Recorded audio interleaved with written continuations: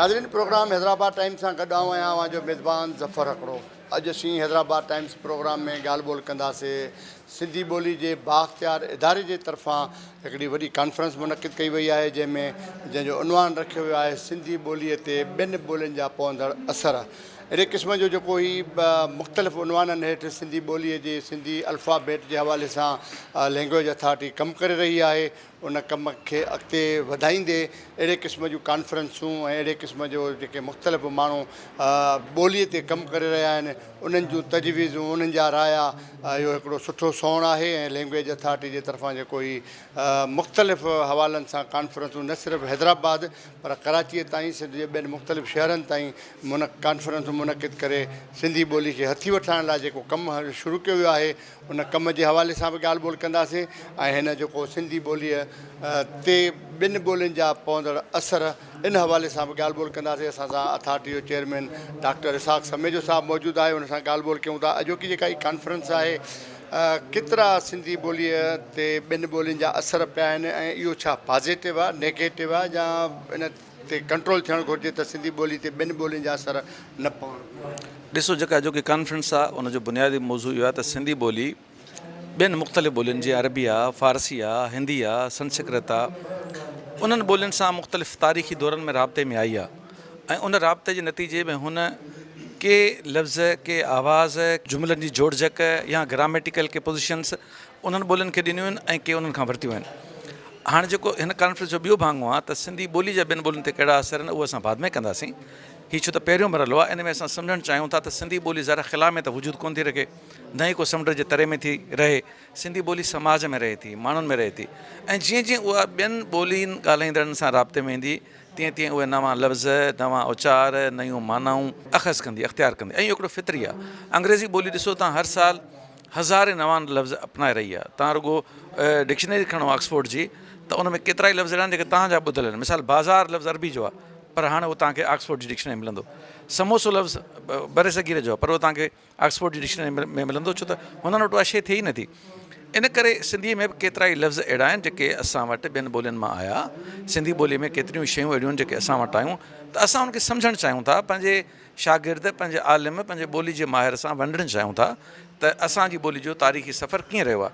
ऐं इहो बिल्कुलु पॉज़िटिव आहे। जीअं को बि ज़िंदा माण्हू ॿियनि समाजनि जो कल्चर अपनाईंदो आहे, तव्हां पेंट शर्ट पायो था, तव्हां को सिंधी सक़ाफ़त खे नुक़सानु पिया पहुचायो छा? तव्हां जेकॾहिं का अहिड़ी ख़ूबसूरत टोपी जेका तव्हांखे कंहिं ॿिए मुआशिरे मां मिली आहे, तव्हांखे को अहिड़ो हार कंहिं ॿिए मुआशिरे मां मिलियो आहे, को कड़ो कंहिं ॿिए मुआशिरे मां मिलियो आहे, जेकॾहिं उहो तव्हां पायो पिया त पोइ इन जो मतिलबु इहो थोरे त सिंधी सक़ाफ़त खे कोन पिया मञो, हुन सां प्यारु नथा कयो। इहो फितरी हिकिड़ो अमल दख़ल आहे त असां ॿियनि ॿोलियुनि खे सेखारींदासीं, ॿियूं ॿोलियूं असांखे सेखारींदियूं। ऐं इनखे सम्झण ई इल्मी तरीक़ो आहे, इनखे ॼाणण ई इल्मी तरीक़ो आहे। इदारनि जो कमु इहो आहे त उहो इल्म खे वधाइनि, न अक़ीदत खे। असां वटि आम तौर ते इहो चयो वेंदो आहे त असांजी ॿोलीअ में उर्दू लफ़्ज़ अची विया आहिनि, अंग्रेज़ी लफ़्ज़ अची विया आहिनि ऐं इहो ॿोलीअ खे नुक़सानु थो पए पियो। तमामु वॾा वॾा माण्हू अदीब, दानिश्वर, पढ़ियल गढ़ियल माण्हू अहिड़े क़िस्म जो तसवुरु रखनि था असांजी सोसाइटी में, कचहरियुनि में, किथे बि वेहनि था त यार असांजी ॿोली त तबाह थी वई, अधु ॿोली उर्दू था ॻाल्हायूं, अधु सिंधी। माना अव्हां चओ था त इहो असांजी ॿोलीअ जी वाध वीज आहे। मां इहो थो चवां त बेसिकली सम्झणु खपे त धारियो असरु या कंहिं ॿी ॿोली जो असरु कहिड़ी रीति मतिलबु अपनाइजे, कहिड़ो अपनाइजे। असां वटि छा आहे त फैशन तौरु अंग्रेज़ी जा लफ़्ज़, उर्दू जा लफ़्ज़, उन्हनि जा उचार, उन्हनि वांगुरु ॻाल्हाइण जी कोशिशि जेका आहे उहा थींदी रहे थी, जेका हानिकार आहे, जेका नुक़सानकार आहे। ऐं ॿियो उहे लफ़्ज़ जेके अॻिमें सिंधी में मौजूदु आहिनि उन्हनि खे इस्तेमालु करणु खपे। उन्हनि जी जाइ ते धारिया लफ़्ज़ कतबु न आणणु खपनि। त मुंहिंजो चवण जो मतिलबु इहो आहे या असांजी जेका पॉलिसी आहे उहा इहा आहे त भई हिकिड़ो फैशन तौरु धारनि ॿोलियुनि जो इस्तेमालु हानिकार आहे, पर जेको फितरी आहे, मिसाल स्टेशन ट्रेशण थी वियो सिंधी में, हाणे इहो फितरी आहे। हाणे तव्हां हिनखे केतिरो सुठो सम्झो, ख़राबु सम्झो, हाणे ट्रेशण लफ़्ज़ अंग्रेज़नि खे सम्झ में कोन ईंदो, ट्रेशण सिंधी खे सम्झ में ईंदो। ऐं हाणे हिनखे सिंधी ई सम्झणु खपे। अंग्रेज़ी में बाक्स लफ़्ज़ हो, उनखे सिंधियुनि बाकस करे छॾियो। अंग्रेज़ी में बिस्केट हो, उनखे बिस्कूट करे छॾियऊं। हाणे इहो सिंधी आहे। हाणे मां चवां न बिस्कूट जो को निमुल बदल ॻोल्हियां त इहा मुंहिंजे ख़्याल में का इल्मी या इहा का समाजी इर्तिक़ा सां मेच खाईंदड़ का को रवैयो न आहे। असांखे अपनाइणु खपे, अख़्तियार करणु खपे उन्हनि लफ़्ज़नि खे जेके फितरी तौर ते को बि मुआशिरो, उन जा आम ॻाल्हाईंदड़, आम मुआशिरो, इज्तमा जंहिं ॻाल्हि खे क़बूल करे रहियो आहे, कतब आणे रहियो आहे, उनखे तव्हां चओ था धारियो आहे, त मुंहिंजे ख़्याल में इहा रविश मुनासिब न आहे। सिंधी ॿोली ते ॿिनि ॿोलियुनि जा पवंदड़ असर, अहिड़े उनवान सां अॼु सिंधी लैंग्वेज अथॉरिटी जी तरफ़ां हिकिड़ी वॾी कॉन्फ्रेंस मुनक़िद कई वई आहे, जंहिंमें मुख़्तलिफ़ अदीबनि, दानिश्वरनि, सिंधी ॿोली जे माहिरनि शिरकत कई आहे। उन सिलसिले में ॻाल्हि ॿोल कयूं था हिते जेके सिंधी ॿोली ते कमु कंदड़ मुख़्तलिफ़ माण्हू आहिनि उन्हनि सां। साईं, अॼोकी जेका कॉन्फ्रेंस आहे, अवां बि कॉन्फ्रेंस में वेठा आहियो, ऐं छा था सम्झो त जेको सिंधी ॿोलीअ ते ॿिनि ॿोलियुनि जा पवंदड़ असर उहे कीअं पंहिंजे लाइ फ़ाइदेमंद आहिनि, नुक़सानकार आहिनि, ऐं अहिड़े क़िस्म जा असर पवणु घुरिजनि या न पवणु घुरिजनि? साईं, ॿोली जेका वसी तर हूंदी आहे, जंहिंजो दामन वसी हूंदो आहे, उहा ॿोली ॿाहिरियुनि ॿोलियुनि जा असर या पंहिंजा उन जा लफ़्ज़ या उन सां ॻांढापा क़बूल कंदी आहे, ऐं इहा उनजी वुसत में शुमार हूंदो आहे। जीअं अहिड़ी तरह सां सिंधी ॿोली जीअं अंग्रेज़ी, तुर्की, अरबी, फ़ारसी, संस्कृत ऐं ॿिनि ॿोलियुनि सां ॻांढापे में रही आहे, उन करे हुन सिंधी ॿोली पंहिंजा असर उन्हनि जो क़बूल कयो आहे, ऐं उन असर क़बूल करण सां ई सिंधी ॿोली जेका आहे सा या ॿोलियूं के बि ॿोलियूं उहे उन्हनि में वुसत ईंदी आहे। मिसाल तौरु लफ़्ज़नि जो ज़ख़ीरो जेकॾहिं अचे थो त सिंधी में वुसत पैदा थींदी, पर ही बुनियादी तौरु कॉन्फ्रेंस में जेको तक़ाबली जाइज़ो आहे ॿोलियुनि जो, जीअं मुंहिंजो मौज़ू आहे संस्कृत ॿोलीअ जो सिंधी ते असरु, त उहे ॻांढापा मूं 4 मुक़ररु कया आहिनि। उहे लफ़्ज़नि जे ज़ख़ीरे जे हवाले सां, जुमिले जी बनावट जे हवाले सां, व्याकरणी असर जे हवाले सां, ऐं उन खां पोइ जेको सौतियाती असर ॿोली जो थिए थो, उहो केतिरे क़दुरु किन ॿोलियुनि में ॻांढापो या कनेक्शन या हिकु जड़ाई या तालुक़ु मौजूदु आहे। उन सिलसिले में ही कॉन्फ्रेंस मुनक़द कई वई आहे। ॿोली जॾहिं असर वठे थी त ॿोली वसी थिए थी। उनजो मिसाल सिंधी ॿोली आहे, ॿियनि ॿोलियुनि जो असर वठी हू तमामु वसी थी आहे। सम्झो था त इहो जेको पाण वटि सोसाइटी में आम तौर ते तंज़ कई वेंदी आहे त सिंधी ॿोली ॿिनि ॿोलियुनि जा लफ़्ज़ खयां आहिनि, इहो सुठो अमल न आहे ऐं ईअं न करणु घुरिजे, इन सां नुक़सानु आहे, ईअं आहे या वाक़ई भले खणी जज़ब करे सघे थी सिंधी ॿोली? न साईं, ईअं न आहे। मां सम्झां थो त सिंधी ॿोली सिंधू तहज़ीब खां बि अॻु, जंहिंखे प्रोटो टिबेटन लैंग्वेजिस दौरु चऊं था, 3000 साल क़बल मसीह खां अॻु सिंधी जी मौजूदगी मौजूदु आहे। प्रोटो टिबेटन लैंग्वेजिस में जेके ॿोलियुनि में जेके लफ़्ज़ आहिनि उहे सिंधी ॿोली में अॼु बि मौजूदु आहिनि।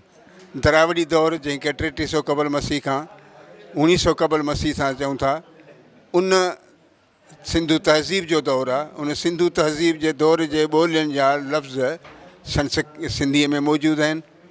ऐं उन खां पोइ वैदिक दौरु जेको थिए थो, उहो 1600 क़बल मसीह खां 1300 क़बल मसीह ताईं, जेको ख़ासि तौर ते ऋग्वेद आहे, ख़ुदि उन में सिंधी ॿोलीअ जा लोन वर्ड्स आहिनि, माना लफ़्ज़ सिंधी ॿोली जी मौजूदगी बि आहे ऐं सिंधी ॿोली उनखे लफ़्ज़ ॾिना आहिनि ऐं वरिता बि आहिनि।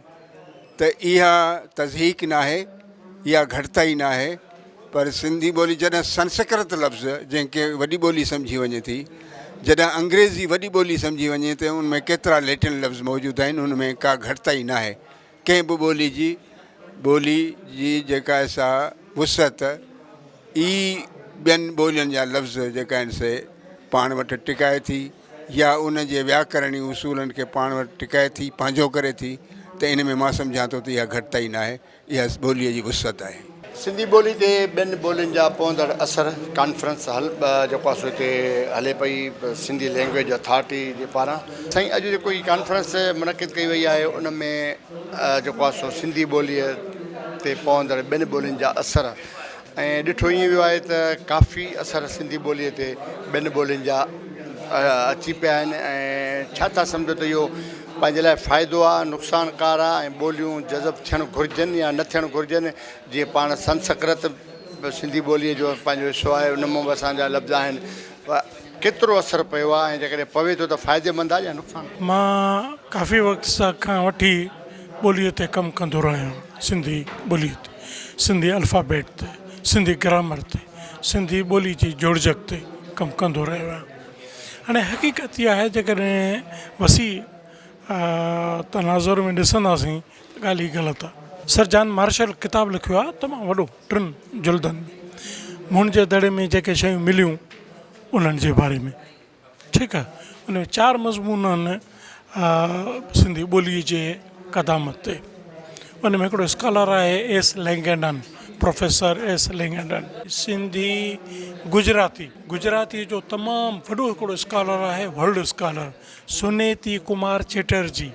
उन जी किताब मूं वटि आहे, 3 वॉल्यूम में आहे, the origin and development of Bengali language.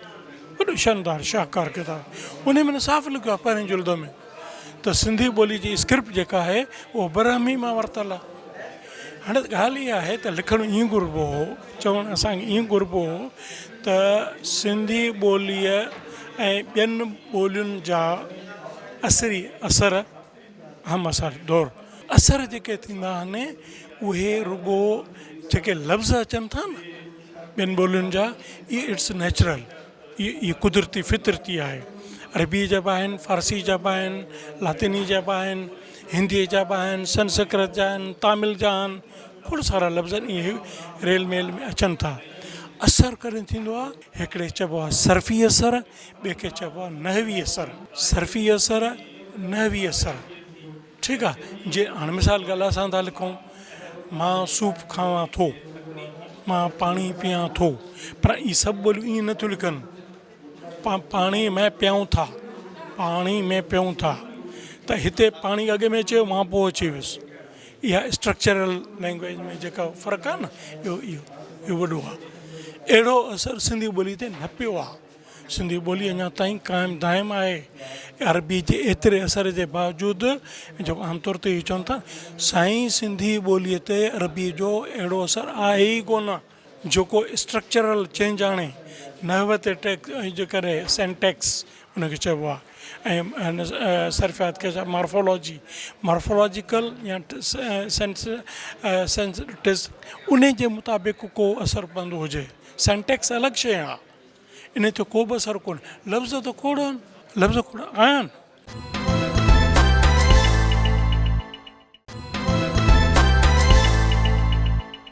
अॼोकी जेका कॉन्फ्रेंस आहे सिंधी ॿोलीअ ते ॿियनि ॿोलियुनि जा पवंदड़ असर ऐं दुनिया जे अंदरि जेके बि ॿोलियूं आहिनि त हिन वक़्तु उन्हनि ते ॿियनि ॿोलियुनि जा असर आहिनि। छा था सम्झो त सिंधी ॿोलीअ ते जेके असर आहिनि उहे पंहिंजे लाइ फ़ाइदेमंद आहिनि, नुक़सानकार आहिनि, हुजणु घुरिजनि असर या न हुजणु घुरिजनि? बिस्मिल्लाह रहमान रहीम। जेको तव्हां अदा सवाल कयो आहे न त इन्हनि जा असर असांजी ॿोली जे मुसबत आहिनि या सही आहिनि या ग़लति आहिनि, पर मुंहिंजे ख़्याल में ग़लति ई आहे। इन करे जो ॿियनि इन लफ़्ज़नि जे माना जे करे असांजी जेका सिंधी ॿोली आहे न उन असलियत जेका हूंदी आहे न, जेका उन ख़ूबसूरती आहे उहा ख़तमु थी वई आहे। ऐं असांजा जेके राइटर आहिनि या अख़बारूं आहिनि से मुख़्तलिफ़ इन करे थी लिखनि, उन्हनि जा नाला या उन्हनि जा ॿिया लफ़्ज़ मिलाइण पंहिंजी क़ाबिलियत जो, पर क़ाबिलियत इन में ई हूंदी जॾहिं असीं पंहिंजो असली ॿोली सिंधी जा लफ़्ज़ इस्तेमालु कयूं। मूंखे ख़ुदि ख़बर आहे, मूं पाण किताब कढिया, पब्लिशर आहियां ऐं मुंहिंजे रिसाला कढिया अथमि, कयो अथमि, पर मां कोशिशि कंदी जेके ॿिए ॿोलीअ जा लफ़्ज़ ईंदा से कटींदीसि। पंहिंजे इन जाइ ते सिंधी जेके लफ़्ज़ हूंदा न पंहिंजे ख़ालिस उहे, हिननि जेके असर ॿुधाइनि था ॿोलीअ जा त असर कहिड़ा आहिनि, पर मुंहिंजे ख़्याल में फ़ाइदेमंद न आहे। असांजी ॿोली पंहिंजी प्यारी ॿोली आहे, ॾाढी मिठड़ी ॿोली आहे। सच पुछो छा करणु घुरिजे, कहिड़ो हिकमत अमली ठाहिणु घुरिजे जो पराई ॿोलीअ जा असां जेको निसाब ठाहिनि था न, जंहिंजे हथ में ॾियनि था न, उहो ईअं विच में जॾहिं आउं हूंदी हुअसि लेक्चरर या मूंखे सिंधी ॿोली, मां सिंधी पढ़ाईंदी हुअसि, उर्दू वारनि खे उर्दू पढ़ाईंदी हुअसि, पर जेके असां लफ़्ज़ जेके सिंधी हूंदा हुआ न, अगरि उर्दू किताबनि में उहो कढंदी हुअसि ऐं हुन ते हिकिड़ो मज़मून बि लिखियो आहे, मूं वटि 2 टे मज़मून लिखिया पिया आहिनि, त इन असर जेके आहिनि से सही न आहिनि। छो जो असांजी पंहिंजी शख़्सियत आहे, पंहिंजी हैसियत आहे। हू चवंदा असां अची करे इन में हाणे उर्दूअ जा घणो को लफ़्ज़ ॻाल्हाइण या किताबनि में असांजी ख़ूबसूरती लफ़्ज़ ख़तमु थींदी वञे हली, ईअं न हुअणु घुरिजे। जेका अॼु जी कॉन्फ्रेंस आहे इहे ॿुधाइनि था त अरबीअ जो असरु, फलाणी ॿोलीअ जो असरु फलाणी ॿोलीअ जो असरु ॿुधाईंदा न, पर इन सबबु नथा ॿुधाइनि त छा करणु घुरिजे जो असांजो इहो अचे पंहिंजे जेको कामयाबु ॿोली थिए। हिन जो खपे त पंहिंजे जेके लेसन था ॾियनि या जेके वर्कशॉप था कनि उन्हनि में बाक़ाइदे जेके उन में लिखनि त हीअ लफ़्ज़ हीअ आहे, तव्हांखे हीअ इख़्तियार करिणो आहे, ऐं इन इख़्तियार ते किताब कढनि, त ईअं असांजी ॿोली तरक़ी कंदी। स्कूल में बि उहो ई सबक़ु हुजे जेको असांजी ॿोली में जेके ॿियनि ॿोलियुनि जा लफ़्ज़ अचनि था से कटणु घुरिजे। ऐं त इन ख़्यालनि जी आहे इहो त इदारनि जो कमु आहे। हाणे हीउ इदारो आहे पंहिंजो, हिन इदारे सम्झो कमु आहे, इन जो बि कमु आहे न। हीअ कॉन्फ्रेंस करण सां को मसइलो हल कोन थींदो। कॉन्फ्रेंस सां तो ॿुधी या मूं ॿुधी असीं पंहिंजी वक़्तु जवानी उहो वक़्तु गुज़ारे आया आहियूं जेको असांखे सम्झणो करिणो। पर स्कूलनि में या उन्हनि में जेके ॿार पढ़ाइनि था उते वञी तहक़ीक़ करे मूंखे पंहिंजे सिगा जे वूमेन ब्रांच जी आउं सदर आहियां, मूंखे सिगा वारनि केतिरनि इन स्कूलनि में मोकिलियो, ॿारनि जे खां सबक़ु पुछो कीअं सम्झायो कीअं कयो, उहो मूं कमु कयोसीं। हिते न ॻोठनि ॻोठनि में वियासीं, ॿारनि खे सम्झायोसीं, स्कूलनि में बि तरीक़ा सेखारियासीं त भई ॿोलीअ में हीअ लफ़्ज़ हूंदो आहे, ऐं उनजे जेके हेड मास्टर खे सम्झायोसीं त ॿारनि खे हीअ पढ़ाइणु घुरिजे, हीअं सम्झाइणु घुरिजे। बसि बहरहाल मुंहिंजे नज़र में हीअ हिननि जी सुठी कोशिशि आहे, ॿुधाइनि था पिया। पर हाणे असांजी उमिरि जेका आहे सा अॼु मां ॿुधां थी कयां थी, हींअर आउं छा करे सघंदसि। हिते ॿारनि खे हुजे अमली कम जी ज़रूरत अथनि, जो कनि बि था त उन ते अमल बि कनि। जेके किताब कढनि था अने ॿोलीअ ते निकिरनि था त उहे में बि अहिड़ा लफ़्ज़ आहिनि जो केरु वेही उते ई हिननि खे पकिड़े ते तव्हां मतिलबु उते ई महसूसु करे त हीअ ग़लति आहिनि, पर तरतीब बि ॾियनि था। हिननि जी मर्ज़ी आहे। अॼुकल्ह जेको इदारो आहे जीअं वणेसि तीअं पियो करे। मक़सदु असांजे सिंध में त जेको कुझु थिए थो उन करणु सम्झण वारो केरु कोन्हे। वॾी महिरबानी। मां ॿुधियूं ॻाल्हियूं त जेको आहे सो अमल करण जी ज़रूरत आहे। कॉन्फ्रेंसूं बि बहितर अमल आहे, माण्हुनि खे जेको आहे सो आगाही ॾियण बि बहितर अमल आहे। पर असली इदारा जोड़िया वञनि ऐं इदारा उहे हुजनि जेके फुल फ्लेज आज़ादु हुजनि ऐं उहे जेको आहे सो इदारा माण्हुनि खे सम्झाइनि बि ऐं पंहिंजी ॿोलीअ खे बचाइण जे लाइ मजमूई तौर ते अमली तौर ते उहो कमु कनि। सिंधी ॿोलीअ ते ॿियनि ॿोलियुनि जा पवंदड़ असर कॉन्फ्रेंस जे हवाले सां सिंध जे अदीबनि शाइरनि ऐं सिंधी ॿोली ते कमु कंदड़नि आम शख़्सियतुनि शिरकत कई आहे। उन सिलसिले में ॻाल्हि ॿोल जो सिलसिलो अॻिते वधायूं था, ॻाल्हि ॿोल कयूं था। हिन मामले में तव्हां बि कॉन्फ्रेंस में मौजूदु आहियो ऐं मकालो बि पेश कयो था पिया। कीअं पिया ॾिसो त हीअ जेको ॿोलियुनि जा ॿियनि ॿोलियुनि ते असर पवनि था, इहे पंहिंजे ॿोलियुनि जे लाइ फ़ाइदेमंद आहिनि, नुक़सानकार आहिनि, ऐं सिंधी ॿोलीअ जी मजमूई तौर ते छा सूरत आहे? बिस्मिल्लाहिर्रहमानिर्रहीम। अस्सलाम वालेकुम। आउं डॉक्टर मंज़ूर अली वीसरियो। जीअं त सिंधी ॿोली जे बाख़्तार इदारे जे तरफ़ां हीअ हिकु ॾींहं जी कॉन्फ्रेंस मुनक़िद कई वई आहे, जंहिंमें सिंधी ॿोली ते ॿियनि ॿोलियुनि जा जेके असर आहिनि उन हवाले सां मुख़्तलिफ़ आलिम पंहिंजी तहक़ीक़ जे हवाले सां उन ते ॻाल्हाईंदा त सिंधी ॿोली खे ॿियनि ॿोलियुनि केतिरो मुतासिर कयो आहे या सिंधी ॿोली उन ते उन्हनि जा केतिरा असर आहिनि। जीअं त दुनिया में का बि अहिड़ी ॿोली न आहे जंहिं ते ॿियनि ॿोलियुनि जा असर न हुजनि, ऐं अगरि जेकॾहिं तव्हां कंहिं बि ॿोली खे ख़ालिस कंदव त उहा ॿोली मरी वेंदी, ख़तमु थी वेंदी, छो त ॿोली बि हिकु ज़िंदा शइ आहे ऐं उहा वक़्त सां गॾोगॾु पाण में तब्दीली आणे थी। ऐं जीअं त सिंधी ॿोली हज़ारनि सालनि खां असां वटि मौजूदु आहे ऐं असां वटि हज़ारनि सालनि खां मुख़्तलिफ़ हमलावर बि आया, उन्हनि सां गॾु उन्हनि जूं ॿोलियूं बि आयूं, कल्चर बि आया। त सिंधी ॿोली में इहा ताक़त आहे, उहा सघ आहे त हुन पंहिंजी जेका आहे शनाख़्त खे बरक़रार रखियो, पर ॿियनि ॿोलियुनि जा लफ़्ज़, ॿियनि ॿोलियुनि जा घाड़ियटा, ॿियनि ॿोलियुनि जूं तरक़ीबूं बि पंहिंजी ॿोलीअ में जज़ब कयूं, पर उनखे पंहिंजी जेके इनफ़रादियत आहे उनखे क़ाइमु रखियो। उन हवाले सां असां ॾिसंदासीं अरब आया त अरबी ॿोली जे असर आहिनि, उन खां अलावा फ़ारसी 800 साल हिते हुकूमती ॿोली रही त उन जा असांजी ॿोली ते गहरा असर आहिनि। उन खां पोइ अंग्रेज़ 100 साल हिते रहियो त उन जा बि असांजी ॿोली ते असर आहिनि। ऐं उन खां पोइ पार्टीशन खां पोइ उर्दू हिकिड़ो तबिको जेको हिंदुस्तान जे मुख़्तलिफ़ शहरनि मां आयो त उहो पाण सां गॾु कल्चर ऐं ॿोली बि वठी आयो, ऐं ख़ासि तौर वरी पाकिस्तान क़ाइमु थियण खां पोइ उर्दू खे क़ौमी ॿोलीअ जो दर्जो ॾिनो वियो त पोइ असांजा ॿार स्कूलनि में बि उन ते पढ़िया, मीडिया, त त उन वाले सां उहे लफ़्ज़ उहे ज़ख़ीरा असांजी ॿोली में अचणु लॻा ऐं माण्हू उनखे इस्तेमालु थियणु लॻा। त उन करे असांजी ॿोली उन्हनि मुख़्तलिफ़ ॿोलियुनि जे लफ़्ज़नि खे पाण में समोयो आहे ऐं पंहिंजी जेका इनफ़रादियत आहे उन हिसाब सां उन्हनि खे पेश करण जी कोशिशि कई आहे। सिंधी लैंग्वेज अथॉरिटी तरफ़ां ही तमामु अहम काविश आहे ऐं जीअं अनाउंस थियो आहे त सिंधी ॿोली ते ॿियनि ॿोलियुनि जा असर आहिनि। हाणे सिंधी ॿियनि ॿोलियुनि ते केतिरा, छो जो इहो ॾे वठि हूंदी आहे, हिकिड़ी ॿोली ॿियनि ते असरु छॾींदी त आहे त उन जा असर वठंदी बि आहे। त हाणे इनशाला ॿिए दफ़े वरी सिंधी ॿोली ॿियनि ॿोलियुनि ते जेके असर रखिया आहिनि उन हवाले सां कॉन्फ्रेंस थींदी। त हीउ तमामु सुठो इनिशिएटिव आहे ऐं सिंधी ॿोली जो इहो कमु आहे, इदारे जो इन जो कमु आहे त सिंधी ॿोली जे हवाले सां जेके घण रुखी तहक़ीक़ आहे उनखे मुख़्तलिफ़ वक़्तनि ते साम्हूं आंदो वञे। उन हवाले सां हीअ कॉन्फ्रेंस इनशाला सिंधी ॿोली जे हवाले सां, सिंधी ॿोली ते ॿियनि ॿोलियुनि जे असरनि जे हवाले सां अहम संगे मील साबित थींदी ऐं जेके सिंधी ॿोली सां चाह रखंदड़ माण्हू आहिनि उहे इन्हनि मक़ालनि खे पढ़ंदा ऐं उन्हनि जी जेको आहे नॉलेज में इज़ाफ़ो थींदो ऐं असांजी ॿोली ईअं आहिस्ता आहिस्ता जेको आहे मालूमात जे हवाले सां भरपूर जेको आहे उहो तरक़ी कंदी। ते सिंधी ॿोलीअ ते कमु कंदड़ सिंधी अदीब दानेश्वर आहिनि, उते उर्दू ॻाल्हाईंदड़ ऐं उर्दू ॿोली ते कमु कंदड़ उर्दू दानेश्वर बि असां सां मौजूदु आहिनि। शाहिद साहब असां सां मौजूदु आहे, उन सां ॻाल्हि ॿोल जो सिलसिलो कयूं था। सर, ये जो आज कॉन्फ्रेंस हो रही है, इस कॉन्फ्रेंस में ये है कि सिंधी बोली के ऊपर और ज़बानों का असर, ये क्या समझ रहे हैं कि असर जो होता है ज़ुबानों का एक दूसरे के ऊपर, ये फ़ायदेमंद होता है, नुकसानकार होता है? ख़ास तौर पे जो सिंधी ज़बान ने दूसरी ज़बानों के लफ्ज़ एडॉप्ट किए हैं वो क्या फ़ायदेमंद है या?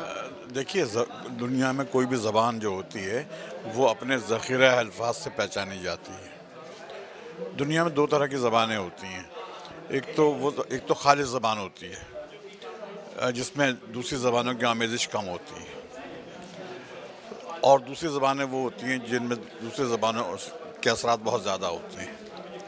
तो जब आप दूसरी ज़बानों के असरात कबूल करते हैं तो इसका मतलब ये है कि आपने उस ज़बान के बोलने वालों के कल्चर की दूसरी चीज़ों को भी अपने साथ समो लिया है। उससे न सिर्फ ज़ख़ीरे अल्फाज में इजाफ़ा होता है बल्कि लिटरेचर बढ़ता है, कल्चर जो है, कल्चर का एक्सचेंज होता है। अब मैं आपको मिसाल दूं, जैसे कि उर्दू का जहाँ तक ताल्लुक़ है ये लाहौर में भी बोली जाती है, ये दिल्ली में भी बोली जाती है, लखनऊ में भी बोली जाती है, तमाम जगहों में बोली जाती है। लेकिन जो उर्दू कराची में बोली जा रही है इसका ज़ख़ीरे अल्फाज तमाम जगहों से ज़्यादा है। वजह क्या है कि साहिली शहर है, पाकिस्तान के तमाम इलाकों से लोग यहाँ आते हैं और यहाँ की जो ज़बान है उर्दू, उसमें सिंधी, पश्तो, बरावी, हर बोली के लफ्ज़ जो हैं वो सिमट आए हैं, तो उससे उर्दू की लुग़त में इजाफ़ा हुआ है। इसी तरह से जो सिंधी ज़बान है, उस सिंधी जो है वो एक खालिस ज़बान है, और खालिस ज़बान जो होती है उसके जो फैलाव होता है वो निस्बतन कम होता है। तो जब कम होगा तो उसी एतबार से उसमें जो काम होगा वो भी महदूद नौइयत का होगा। लेकिन जब आप उसका दामन वसी करते हैं, दूसरी ज़बानों को शामिल करते हैं उसके अंदर, तो उसका दामन जो है वो वसी होता है और उसमें थॉट्स में इजाफ़ा होता है और बहुत ज़्यादा। अब जैसे कि अभी हम सुन रहे हैं कि 2-3 मकाले पढ़े जा चुके हैं, उसमें अरबी का ज़िक्र किया गया, उसमें अंग्रेज़ी का ज़िक्र किया गया, संस्कृत तो अभी आएगा। तो आपने देखा होगा, महसूस किया होगा कि एक वसत है ज़बान में, और जैसे जैसे ज़माना आगे जाएगा चीज़ें इसमें शामिल होंगी, तो ये खुशाइंद बात है। हमें इस तरह के प्रोग्राम करने चाहिए। Urdu language authority, Sindhi language authority को मैं मुबारकबाद देता हूँ कि उन्होंने बड़ी हिम्मत का काम किया, वरना तो यहाँ इदारों का जो अलमिया है वो अपने दायरे कार को इस तरह मुतय्यन करते हैं कि दूसरी ज़बान को उसमें जगह मिलना ही मुश्किल होती है। लेकिन ये एतराफ़ कर लेना, देखिए इसका जो उन्वान है वो एक बहुत बड़ा उन्वान है और बड़ा एतराफ़ है इसके अंदर کہ سندھی زبان پر دوسری زبانوں کے اثرات، یہ بڑے ظرف کی بات ہے اور بڑی کشادہ دلی کی بات ہے. اس پر مبارکباد دینی چاہیے.